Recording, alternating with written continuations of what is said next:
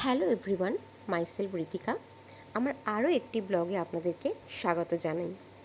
এটি ছিল মহাষ্টমীর রাত, অর্থাৎ দুর্গাপুজোর মহাষ্টমীর রাত, যেটা কিনা দুর্গাপুজো অনেক দিন আগেই চলে গিয়েছে।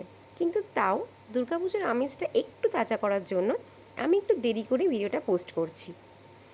এটি ছিল বারুইপুরের চৌধুরী বাড়ির পুজো। দক্ষিণ চব্বিশ পরগনার বারুইপুরে শতাব্দী প্রাচীন এই স্থাপনার নেপথ্যে রয়েছে নানা কাহিনী। আজও এই রাজবাড়িতে দুর্গাপুজোর সময় ভিড় জমে। নবাবের যৌতুক থেকে ঐতিহাসিক রাজবাড়ি বারুইপুরের রায়চৌধুরী বাড়ির পরিবারের কাহিনী আজও চর্চায় আছে। বারুইপুরের এই রাজবাড়িটি প্রায় ৩০০ বছরেরও আগে শ্রী রাজবল্লভ রায়চৌধুরী তৈরি করেছিলেন। শোনা যায় সেই সময় নবাবের কাছ থেকে এই বিশাল এলাকা যৌতুক হিসেবে পেয়েছিলেন তিনি। এখানে আনন্দময়ী কালী মন্দির এবং রাধাকৃষ্ণের মন্দির রয়েছে। ১৪৫০-এর দশকে বারুইপুরের রাসমাটে এই জমিদার বাড়িটি তৈরি হয়। আগে এদের উপাধি ছিল দত্ত, তবে নবাব তাদের রায়চৌধুরী উপাধি দান করেন। এই পুজোটা সত্যিই একটা আলাদা রকম অনুভূতি। বলি থেকে আরম্ভ করে পুজোর রীতি সব কিছু, এই রায়চৌধুরী বাড়ির পরিবারের অ্যাটমসফিয়ারটা এতটা সুন্দর। এখন তো এই রাজবাড়ি বা চৌধুরী বাড়ি কিছুই আর দেখা যায় না। আমি এখানে বহুবার গেছি, কোনোদিন ভিডিও করা হয়নি, এই ফার্স্ট টাইম আমি ভিডিওটা করলাম।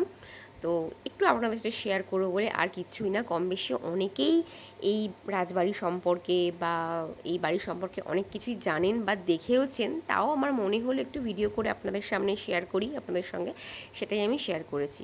তো শহরের এই জাঁকজমকপূর্ণ পুজো তো অবশ্যই ভালো লাগে, কিন্তু তার থেকে এই যে স্নিগ্ধ শীতল একটা পরিবেশ, ভীষণ ভালো লাগে। এটা সন্ধ্যের দিকে একটু ফাঁকা হয়ে যায় এখানটায়, সেই জন্যই আমি সন্ধ্যের দিকে গিয়েছিলাম ভিডিওটা করবো বলে। কিন্তু সকালের দিকে কিন্তু ভালোই ভিড় থাকে, বাড়ির লোকজনরা বা আদার্স যারা আসে সবাই পুজো দেখতে আসে, সব ভিড় থাকে।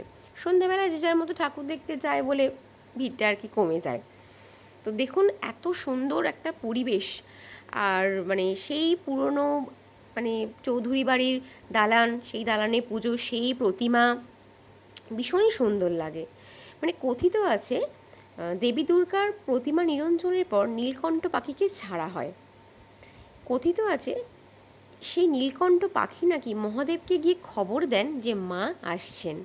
এই যেন এক ঐতিহাসিক মুহূর্ত, ভাবলেই গায়ে যেন একটা কাঁটা দিয়ে ওঠে যে নীলকণ্ঠ পাখি গিয়ে মহাদেবকে জানান দেন যে মা আসছেন। হয়তো পাখিটি ছাড়ার পর কোথায় যায়, কী বৃত্তান্ত, আমরা কেউই জানি না, কিন্তু এটা বিশ্বাস চৌধুরী বাড়ি বা অনেকের, আমাদের প্রত্যেকেরই বিশ্বাস যে উনি গিয়ে মহাদেবকে জানান দেন।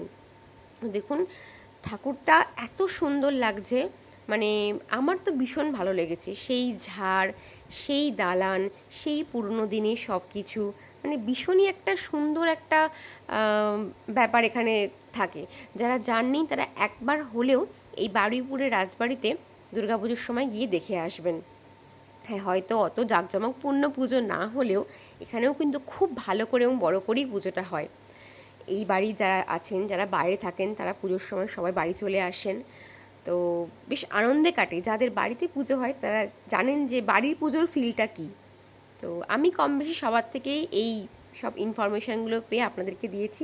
যদি আমার কিছু ভুল ত্রুটি হয় বা আমি যদি কিছু ভুল বলে থাকি, অবশ্যই আমায় ক্ষমা করবেন বা আমাকে বলে দেবেন যে হ্যাঁ এটা আমার বলা ভুল হয়েছে। আমার ভীষণ ভালো লাগবে।